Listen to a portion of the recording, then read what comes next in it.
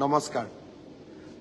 যোৱাকালি মই ঝাৰখণ্ডত আছিলোঁ আৰু আজি মই ঝাৰখণ্ডৰ পৰা গুৱাহাটীলৈ আহি উপস্থিত হ'লোঁ আৰু পোনে পোনে বিমানবন্দৰৰ পৰা কাৰ্যালয়লৈ আহিলোঁ। কাৰ্যালয়ত ৰৈ থকা কাগজ পত্ৰবিলাক পৰীক্ষা কৰিলোঁ আৰু অলপ দেৰি হ'ব। এদিন গুৱাহাটীত নাথাকিলে কাম বহুত জমা হৈ যায়। কামবোৰ কৰোঁতে হয়তো আজি 12:30মান কাৰ্যালয়তে বাজিব, এটাও বাজিব পাৰে। প্ৰথমতে মই আজি আৰম্ভ কৰিছোঁ এটা ভাল খবৰেৰে।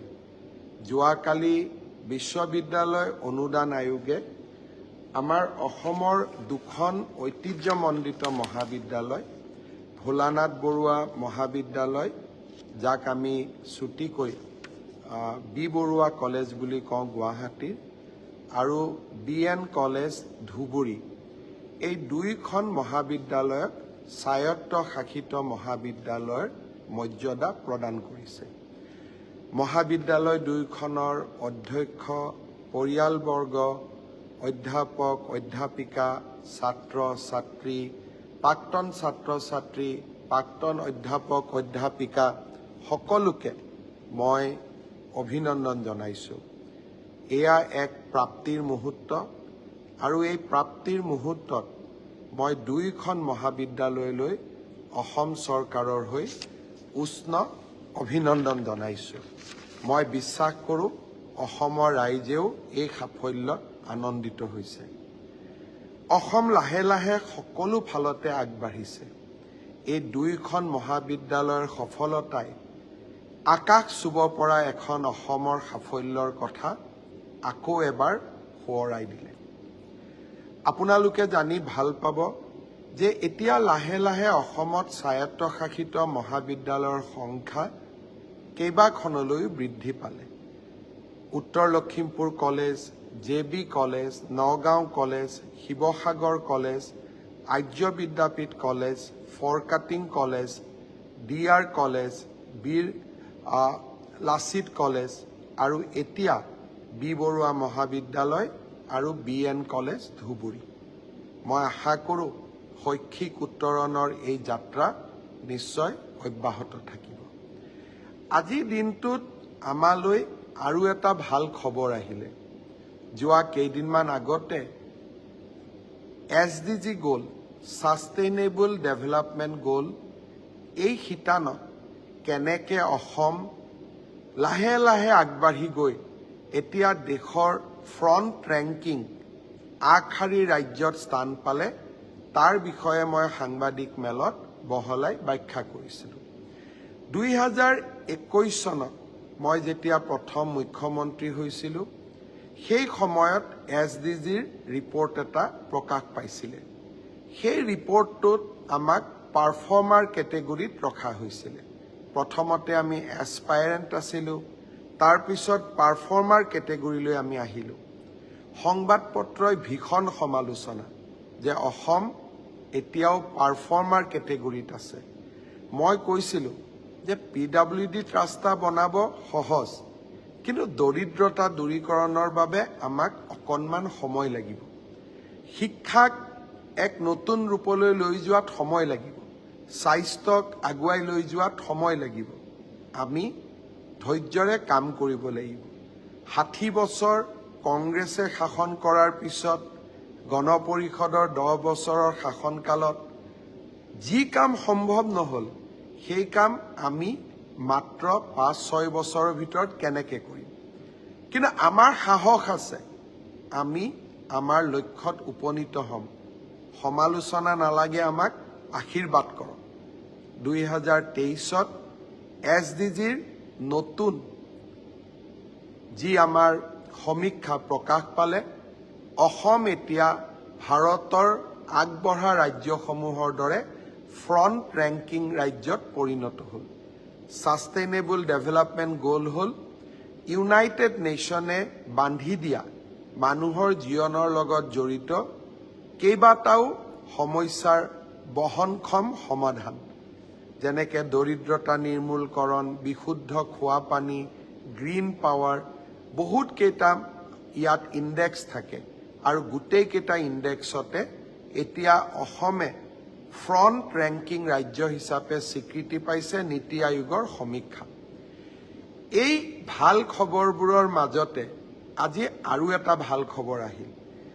ইণ্ডিয়ান চাইল্ড প্ৰটেকশ্যন এই সংস্থাটোৱে অসমৰ 1032খন গাঁৱত চাইল্ড মেৰেজৰ ওপৰত এটা সমীক্ষা কৰিছিল যে শিশু কম বয়সতে ছোৱালীৰ বিয়া হোৱা সংখ্যা কমিছে নে কমা নাই, অসম চৰকাৰে লোৱা পদক্ষেপৰ ফলাফল কেনেকুৱা, ই ইতিবাচক নে নেতিবাচক।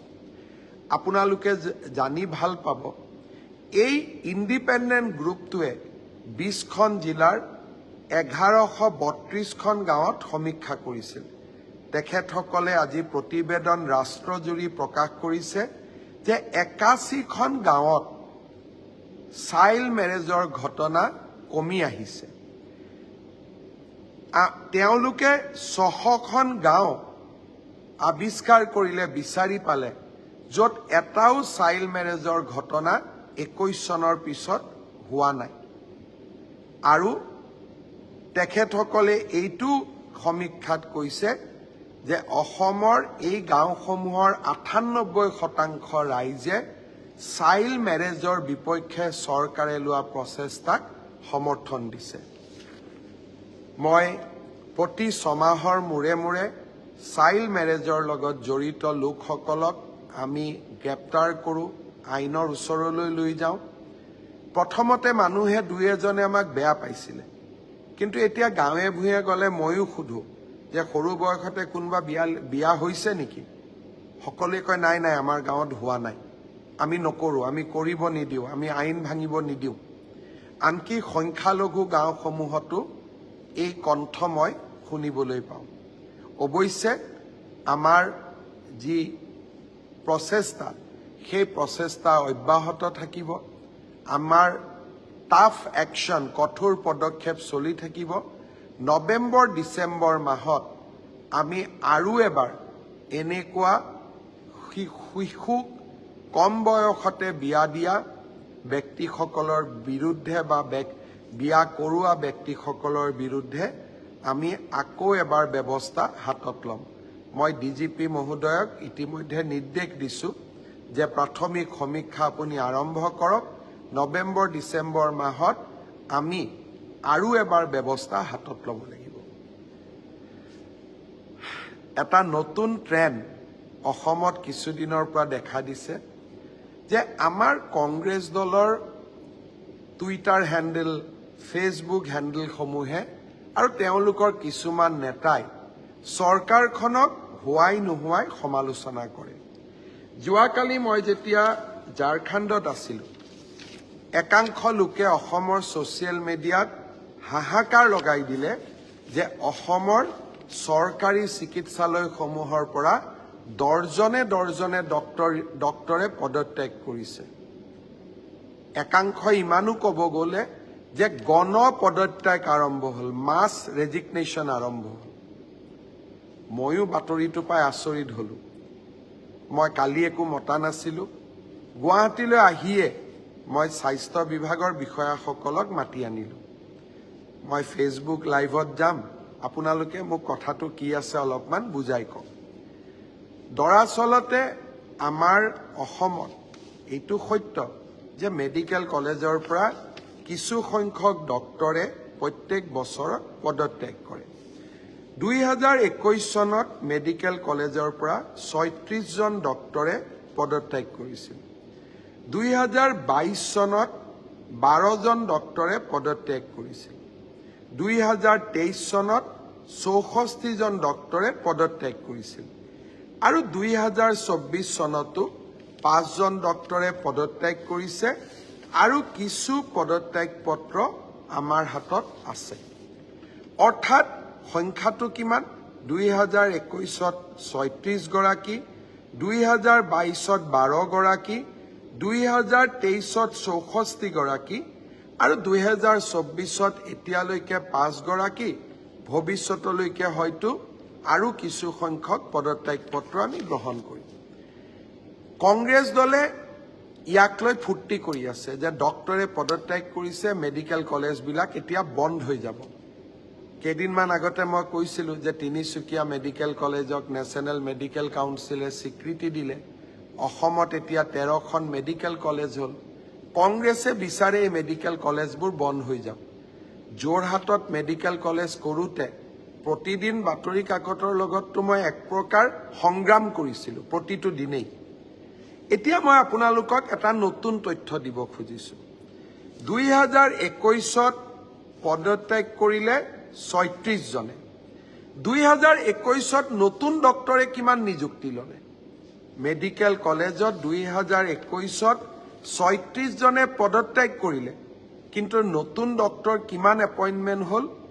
2021ত নতুন ডক্টৰ এপইণ্টমেণ্ট হ'ল 2079, 279। 36 জনে পদত্যাগ কৰিলে, 279 জনে নতুন চাকৰি পালে। তাৰ মানে আমাৰ লাভ হ'ল নে লোকচান হ'ল? নেটটো আমাৰ গেইনে হ'ল। 2022ত 12 জন ডক্টৰে পদত্যাগ কৰিলে আৰু 2022ত মেডিকেল কলেজসমূহত 441 জন নতুন চিকিৎসকে নতুনকৈ যোগদান কৰিলে। ভাবি চাওক, 441 পদত্যাগ কিমানে কৰিলে? 12 জন। 2023ত পদত্যাগ কৰিলে 64 জনে। তাৰ বিপৰীতে নতুন ডক্টৰে কিমান নিযুক্তি ল'লে? 302 জন, 302। আৰু এই বছৰ 30-40 জন ডক্টৰে পদত্যাগ কৰিব। তাৰো কাৰণ মই আপোনালোকক ক'ম। তাৰ বিপৰীতে যোগদান কৰিব 183 জন চিকিৎসকে, ডক্টৰে মেডিকেল কলেজত। 2016 চনৰ পৰা যদি আমি হিচাপ কৰোঁ, 2024ত ভাৰতীয় জনতা পাৰ্টিৰ চৰকাৰৰ দিনত মেডিকেল কলেজসমূহত 1676 নতুন ডক্টৰে যোগদান কৰিছে।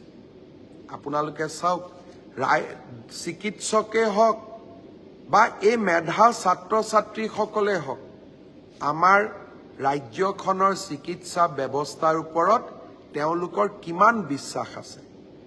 এতিয়া পদত্যাগ কিয় কৰে? প্ৰথম কথা, চৰকাৰী চাকৰিত অৱসৰৰ সময় হ'ল 60 বছৰ। মেডিকেল কলেজবিলাকত আমি ৰিটায়াৰমেণ্টৰ সময় বঢ়াই লৈ গৈছোঁ 70 বছৰলৈকে। এতিয়া 60ৰ পৰা 70 বছৰ বয়সত বহু ডক্টৰে কাম কৰিব নোৱাৰে, কাৰণ শৰীৰ সকলোৰে একে নাথাকে। বহুকেইজন জ্যেষ্ঠ ডক্টৰে আমাক আহি কয় যে 60 বছৰলৈকেতো ছাৰ কাম কৰিলোঁ, এতিয়া পৰিয়ালৰ লগত থাকিম, অকণমান সময় দিওঁ, গতিকে এক্সটেনশ্যনটো আমাক নালাগে। তাৰমানে 70 বছৰলৈকে মই কাম কৰিব নোখোজোঁ। তেওঁলোকক আমিতো বিদায় দিব লাগিব, কাৰণ বেলেগ কৰ্মচাৰীয়েও 60 বছৰলৈকে কাম কৰে। ডক্টৰসকলক আমি 70 বছৰলৈ ৰাখোঁ, কিন্তু সকলোৰে স্বাস্থ্য একে নহয়। দ্বিতীয়তে কিয় পদত্যাগ কৰে? এজন কাৰ্ডিঅলজিৰ ডক্টৰ, তেওঁ মেডিকেল কলেজত কাৰ্ডিঅলজিত জইন কৰিছে। সময়ত তেওঁ DM কাৰ্ডিঅলজিৰ ছিট পালে। সকলো ল'ৰাই পঢ়িব খোজে। এজন ল'ৰাই চাৰ্জাৰীত আমাৰ তাতে চিকিৎসা কৰি আছে, প্ৰফেচাৰ হৈ আছে, এছিষ্টেণ্ট প্ৰফেচাৰ হৈ আছে। নিউৰ' চাৰ্জাৰীত তেওঁ ছিট পালে। পোষ্ট গ্ৰেজুৱেটৰ পিছত মেডিকেলত DM আৰু MCH পঢ়ে। আৰু ভাৰতৰ বিভিন্ন শিক্ষানুষ্ঠানত অসমীয়া ল'ৰা ছোৱালীবোৰ আজিকালি পঢ়িবলৈ যায়। আমি তেওঁলোকক কেনেকৈ মানা কৰিম? তৃতীয়তে, আমাৰ মাজত এনেকুৱাও ডক্টৰ আছে যিসকলে নাৰ্ছিং হোমত বেছি দৰমহা পায় কাৰণেও গভৰ্ণমেণ্ট মেডিকেল কলেজৰ পৰা পদত্যাগ কৰে, কিন্তু তাৰ বিপৰীতে যোগদানে কিমান কৰে? মই ভাল পালোহেঁতেন কংগ্ৰেছ দলে পদত্যাগ কৰা ডক্টৰৰ সংখ্যা ছ'চিয়েল মিডিয়াত যেতিয়া দিছিলে, তাৰ লগত নতুন কিমান ডক্টৰে যোগদান কৰিলে তাৰ বিষয়ে তেওঁলোকে সাহসেদি ক'ব লাগিছিল। কাৰণ এই যে 2021ত 36 জন ডক্টৰে পদত্যাগ কৰাৰ বিপৰীতে 279 জন ডক্টৰে যোগদান কৰিলে, এয়া হিমন্ত বিশ্ব শৰ্মাৰ কৃতিত্ব নহয়, এয়া অসমৰ কৃতিত্ব। অসমত যে চাওঁতে চাওঁতে মেডিকেল কলেজ 3খনৰ পৰা 13খনলৈ বৃদ্ধি পালে, এয়া হিমন্ত বিশ্ব শৰ্মাৰ কৃতিত্ব নহয়, এয়া অসমৰ কৃতিত্ব। অসমৰ দুখীয়া 1500 ল'ৰাই, মধ্যবিত্ত 1500 ল'ৰাই আজি মেডিকেল কলেজ অসমত পঢ়িবলৈ সুবিধা পাইছে, এয়া হিমন্ত বিশ্ব শৰ্মাৰ কৃতিত্ব নহয়, এয়া অসমৰ কৃতিত্ব। হিমন্ত বিশ্ব শৰ্মাক সমালোচনা কৰক, কিন্তু হিমন্ত বিশ্ব শৰ্মাক সমালোচনা কৰিবলৈ যাওঁতে ৰাজ্যখনক সমালোচনা নকৰিব, আতংকৰ সৃষ্টি নকৰিব। আমি অসমখনক ভাৰতৰ সৰ্বশ্ৰেষ্ঠ ৰাজ্য কৰাৰ সংকল্প লৈছোঁ, আৰু এই সংকল্পত আৰু এই আকাংক্ষাক বাস্তৱত ৰূপায়ণৰ বাবে দিনে ৰাতিয়ে মই কাম কৰি থাকিম। মোক কোনেও তাত বাধা দি ৰাখিব নোৱাৰে। যোৱা পৰহি দিনাখন কংগ্ৰেছ দলৰ নেতা আহিছিল, নাও লৈ চৰত ৰিলিফ দিব গৈছে। তেওঁলোকে নাজানে যে অসমৰ চৰত পানী সদায় থাকে। চৰত বাস কৰা লোকসকলে পানীৰ মাজত বাস কৰে। বানপানী ক'ত হয়? বানপানী মথাউৰিৰ কাষত হয়। চৰত বানপানী হয়, গৰাখহনীয়া হয়, কিন্তু প্ৰত্যেক বছৰটোৰ প্ৰত্যেক সময়তে সমস্যা থাকে।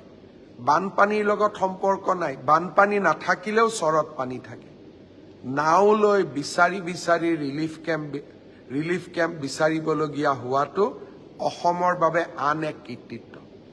আপোনালোকে জানি আচৰিত হ'ব, 2004 চনত কংগ্ৰেছ চৰকাৰৰ দিনত অসমত 340টা মথাউৰি ভাঙিছিলে।